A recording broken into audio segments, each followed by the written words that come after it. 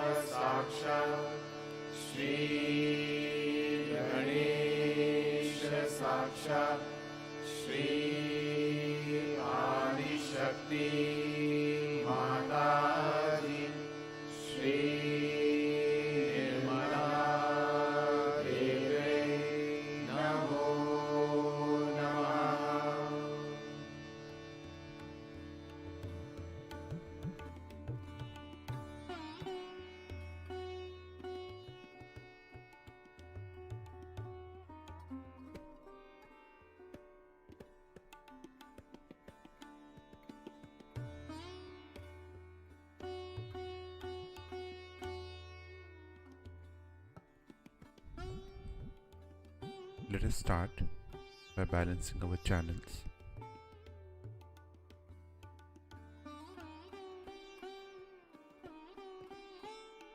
Let us balance our left channel. We'll place our right hand towards Mother Earth and the left hand in our lap.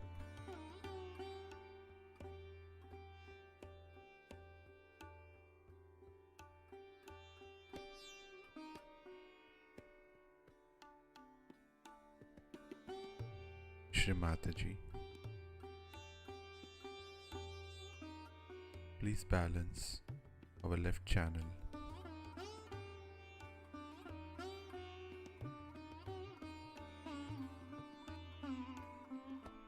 Shri Mataji, please establish the power of pure desire on our left channel.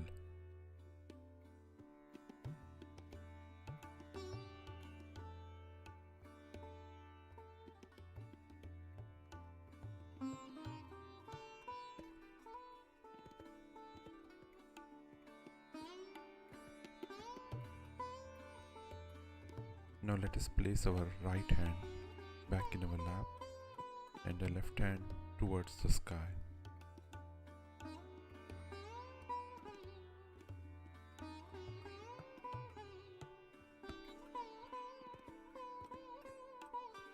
Shri Mataji, I rebalance our right channel.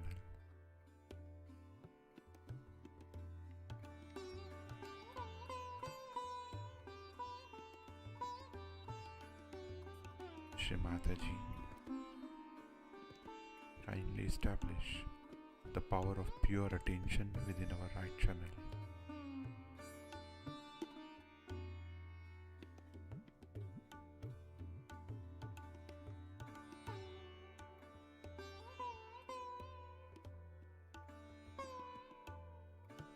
Now let us place both our hands in our lap and pray to Shri Mataji. Shri Mataji, kindly bring us into complete balance.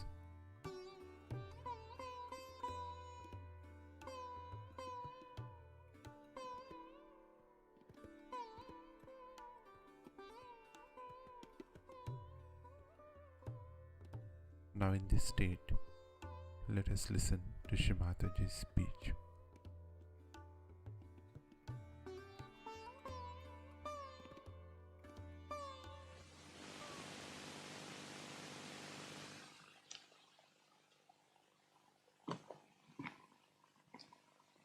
It is such a great day today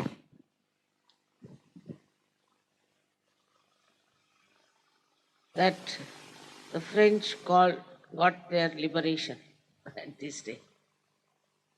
But what is this liberation for, I don't know. In no country where they had freedom and liberation, I have seen it has not worked something very much that was expected. Same in France. So the liberation through anger,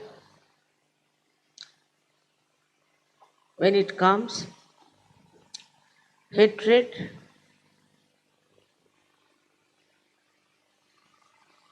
is the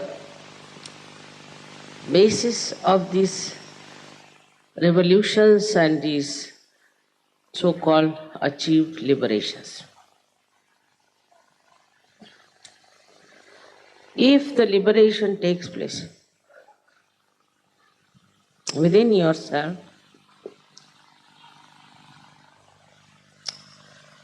so that you are no more slave of any one of these horrible destructive forces and negative forces, then it's a real liberation. The second thing that has happened in France, first time in Europe, it has been recognized as dharma. It's a very big thing, and give a hand to it.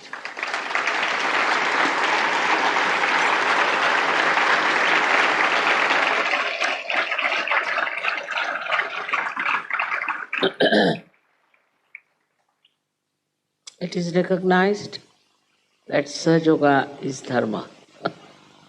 It is. But today it was recognized. This is a very big thing. I must say credit goes to your leader and to all the Sahajogis of France who have worked so hard to get this sanction, this kind of a position. It's a very great thing.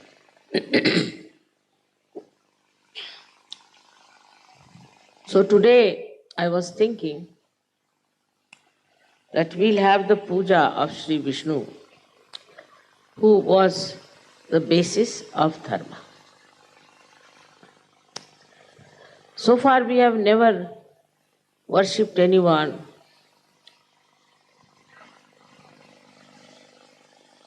who were the basics except for Shiva. We only worshipped the incarnations because they became as incarnation. Ganesha came as incarnation, The goddess came as incarnations, Rama, Sri Krishna, Gurus, Christ, Buddha, all of them came as incarnations on this earth. And we worshipped the incarnations who came on earth specially. But today, as Sahaja Yoga establishes Dharma, we have to know about Sri Vishnu, who is the basis of Dharma.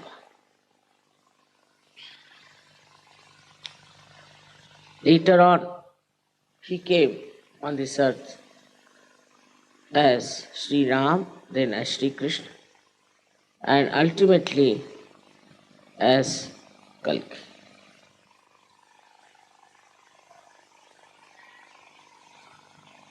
It is a beautiful evolution of Sri Vishnu. So one has to understand what is the basis of Dharma. If you know, in the matter there are 8 valencies. They are negative, positive and neutral. But in human beings there are 10 valencies. And these 10 valencies are created by Sri Vishnu within us. They are protected, looked after and nourished by Sri Vishnu. And whenever he finds human beings falling down in their dharma, he takes his birth on this earth. Ultimate stage is the Virat. At that stage, this Vishnu principle divides into 2. One goes to Virat, another to Viratangana. But the third principle is what you call as the Mahavishnu, which incarnated as Lord Jesus Christ.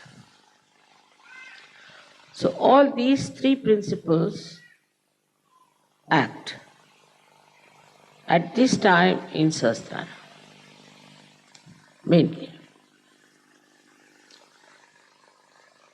So the Virat is the principle in which you can see that the message of inner dharma is spreading all over the world.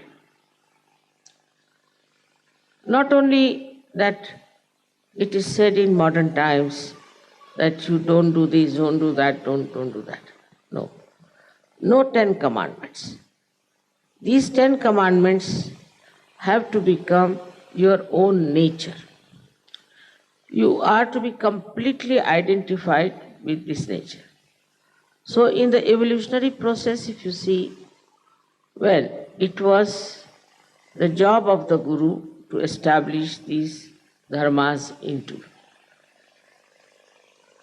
And by these establishments, you were made a person who was dharmic. But if you see in the world, whatever is told, written down, explained, verbally becomes a lip service. That's why we see all the religions who preached about the same things. And they all have gone in different lines. Some are money-oriented, some are power-oriented, some are violent, and some are absolutely false. So when you see this, you are amazed how this principle of dharma has been ruined by human beings. Why could they not accept Dharma? I have to say that there are two genes within us which are meant to protect us from committing sins against the mother and committing sins against the father.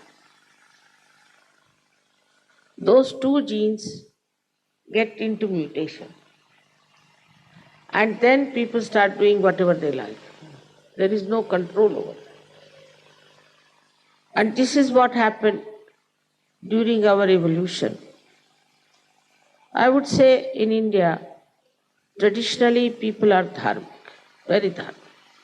The reason is for ancient times we have talked of dharma, we had saints, and then there was a kind of a tradition built in for thousands of years. At that time, we had also Egypt with us. But in Egypt and also in Greece, something went wrong with them. That will take the case of Greece, where they make all the gods look like human beings. They brought down the level of gods from dharma to adharma. And in Egypt, because of the kings of those countries who were very much interested in the death, in their what you call graves, in building pyramids, all such things, not building up inside the dharma. This is the reason why in Egypt also the dharma went down very much, and ultimately now Islam established. Islam came because people were adharmic. Also increased the accepted Orthodox Church because people had become adharmic. But these religions themselves were adharmic. They could not instill dharma within themselves. So how could they instill dharma into these people? And this happened very much in these countries. And Vishnu's avtaran, as they say, as a Narasimha, came very near Greece and very near Egypt, that is in Peshawar.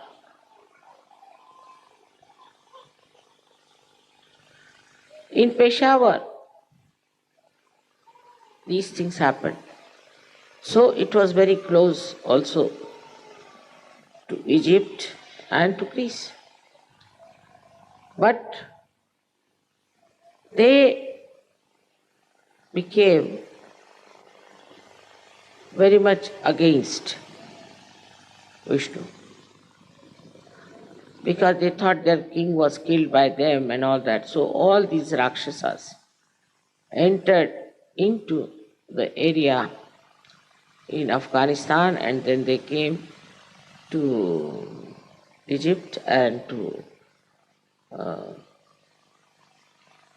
Greece and tried to bring all the gods and goddesses to the ground. Long time back, must be at least 10,000 years back, when Prahlada brought in the incarnation of Sri Vishnu. These Rakshasas went into, they were called as Asuras. Assyrians they called, but Asuras they were. And if you go to Egypt, you'll find the Sphinx there. Just the opposite of what Narasimha was. The man is in upper part, and the lion is in the lower part. But Narasimha is just the opposite. Narasimha is the lion in the upper part and the man in the lower part. So they created this kind of an image which was just the opposite of Vishnu. Because just to show that we have another kind of a big incarnation which is just the opposite and can fight Vishnu very well. With these Rakshasas entering into these people, they developed a very aggressive nature, fighting nature, aggressive nature. They developed their muscles in Greece very much. And the whole of history of Greece, if you read, is really mad. One fighting another, another fighting another. They were killing each other. There's no end to it. Till Alexander came to India and he saw a culture which was dharmic, and he was quite surprised. How these people live with symbols and all that. He said, all right, I had enough of it, he went back. But in Egypt also, they could not understand dharma at all. Because they believed in the dead, all kinds of black magic and all that. So when the Islam came, they accepted Islam. So here came Christianity and there came Islam. They say in Russia, Tsar wanted to have some religion. So out of these, he asked the Christians, first he asked the Catholics to come and make them, all of them, religious. Because he wanted to have some religion. The essence is Vishnu. But these perverted Vishnu Swarupas were there. Now they went into Russia one by one. So first came the Catholics, and Catholics said, you can't have so many wives. You can only have one wife. So they said, this won't fit us. Vishnu had only one wife. Ekapatni, one wife. Even in Rama's life, same thing. Then they called for Muslims. So Muslims said that, all right, we can have many wives, but no drinking, no vodka. So they said, how are we to live without vodka? In all these religions, there's a little, part of dharma. In the first one, only one wife. In the second one, Islam, no drinking. They said, no, we can't live with that. Then they sent for Orthodox Christians. Orthodox is the word. And the Orthodox said, you can have as many wives you like, and you can drink as much as you like. They said, this fits our dharma. And they accepted. So any kind of restrictions you put on human beings, any kind, without realization, they will do exactly what is restricted. I have seen the Muslims now, for example. Once I was coming from Riyadh, going to London, I went off to sleep. When I got up, I saw all very fashionable women with all exposed bodies, and very fashionable men with bow ties and all that. I said, what has happened? So I asked the air hostess, where did we stop? She said, nowhere. I said, from where these people have come? She said, they are the same. In Riyadh, they would cover their faces. They'll cover themselves with this thing. My son-in-law told me that I can't say I'm traveling. I'm going with you, who is my mother-in-law. I'll be arrested. Even a mother-in-law, you cannot. Only she should be your mother. Thank God our surnames were the same. So nobody arrested us. Such stupid things, keeping women away, men away, then telling the women, you can't do this, you can't do that. And men doing all kinds of things. All this results into a very bad hypocrisy. Same with Christians. If you read Christ, what he has said is so tremendous that for everything he said, for example, he said, they say there should not be any adultery, but he says even you should not have adulterous eyes and it should not even come into your mind. Can you imagine what he said? Now tell me about Christian nations where women are becoming nude, naked, these men are looking at them and it's all nonsense going on everywhere. Can you believe that these are Christians? And then on Sunday wear your hat and go to church. How can you call them Christians? There is no dharma at all. Going to church is another hypocrisy. And the amount of licentiousness that has come in the Western countries is the limit that one can reach. They do it in such a way that even animals won't do. The whole lifestyle is such how to find our destruction. They want to destroy themselves.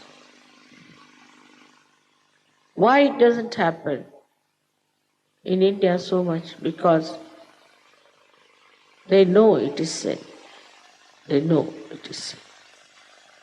But then you have such things here that a priest is abusing children.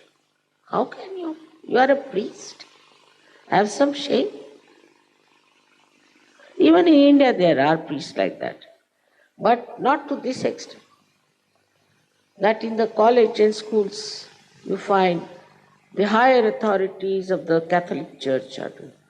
Look at this Catholic Church, what sort of a Catholic Church it is. Catholic means Sanatana, is from the ancient, coming from the ancient Sanatana. It's coming the first. Where is it? How can you call themselves Catholics? They are the most modern gutters. That's what they are. What good thing are they doing? When I read about this Catholic Church, I think these people should really disappear into Arabian Sea. Because they are killing people. All right. Then they are making money. Then they are one with the mafia. They are bestowing awards on the mafia leader. Is this the Catholic Church? Is this what Christ wanted? So, juxtaposition. Christ is here and this is in juxtaposition. Absolutely a different thing. Whatever was dharma is not there at all. So, where do we go? If you think that becoming a Buddhist, you are all right. Absolutely, you don't know how Buddhists are. They are the greatest beggars and the greediest people. Very money oriented. I know how many people have lost all their property because of this Dalai Lama. So now, where is the Dharma? Dharma is within. And that is why this Vishnu principle is to be awakened within yourself.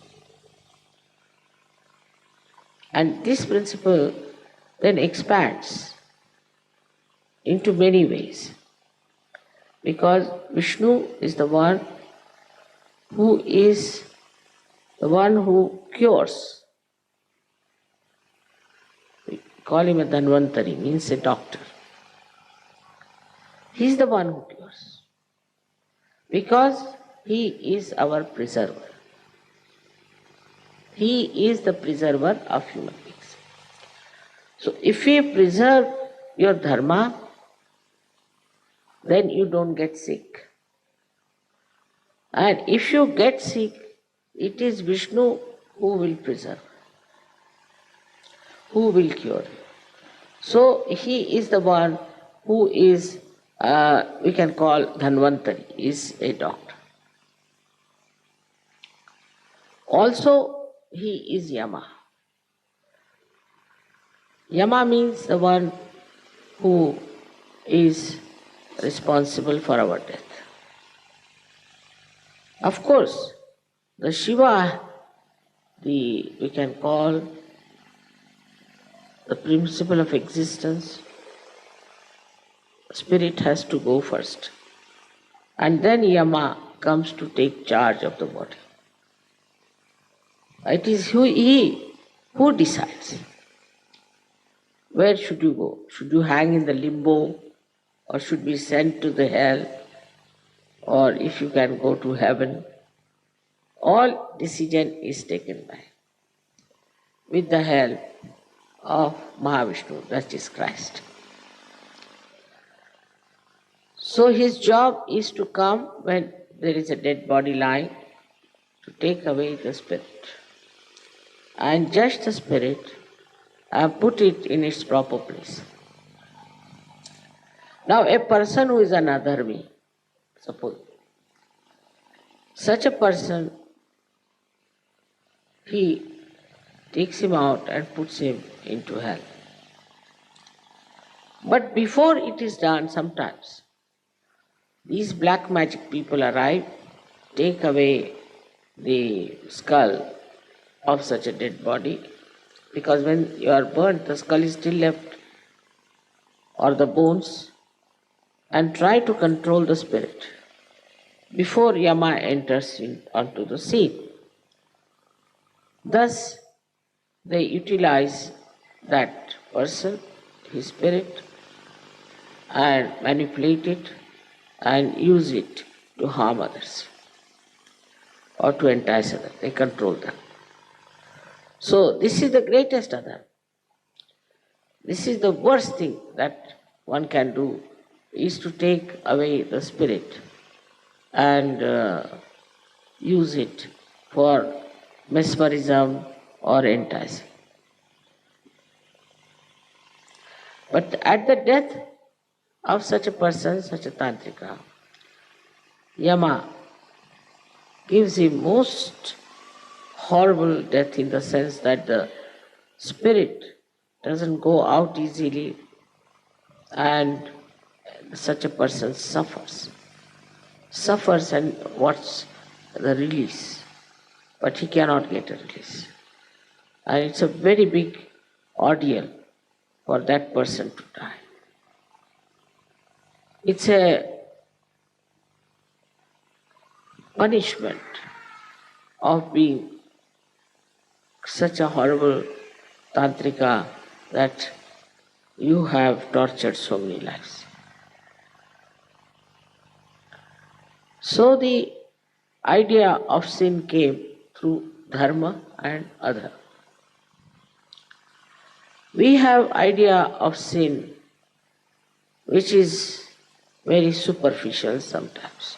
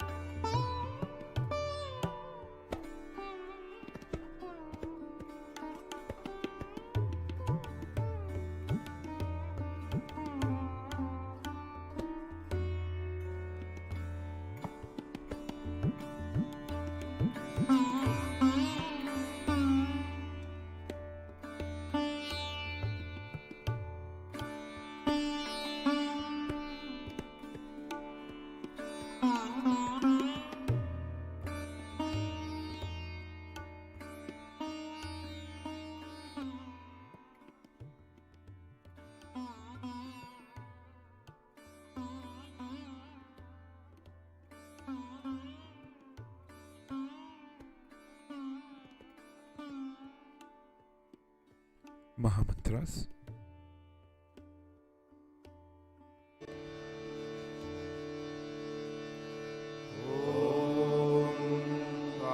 त्वमेव साक्षात् श्री महालक्ष्मी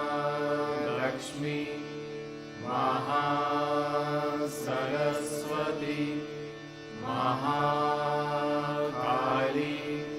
त्रिगुणात्मिका कुण्डलिनी साक्षात् श्री आदिशक्ति माताजी श्री निर्मला देव्यै नमो नमः। ॐ त्वमेव साक्षात् श्री कल्की साक्षात् श्री आदिशक्ति माताजी श्री निर्मला देव्यै नमो नमः। ॐ त्वमेव साक्षात् श्री कल्की साक्षात् श्री सहस्रार स्वामिनी मोक्षप्रदायिनी माताजी श्री निर्मला देव्यै नमो नमः।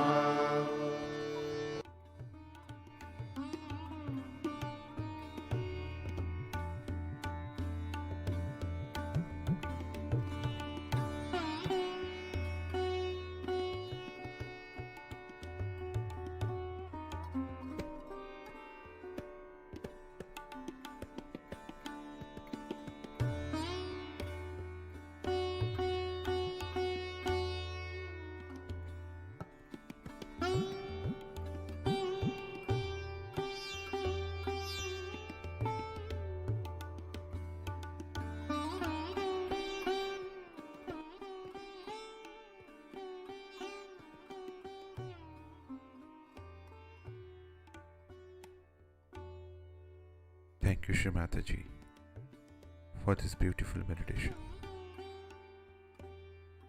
Let us all bow down to Shri Mataji, raise our Mother Kundalini, and put Bandhan.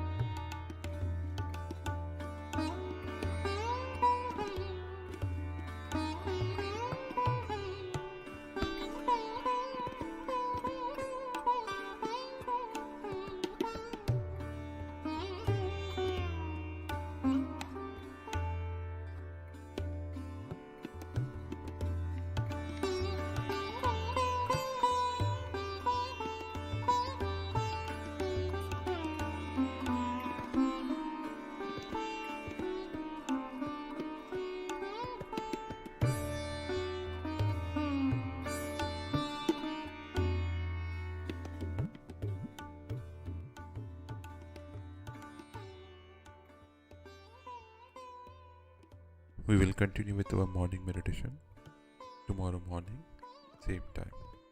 Jai Shri Mataji.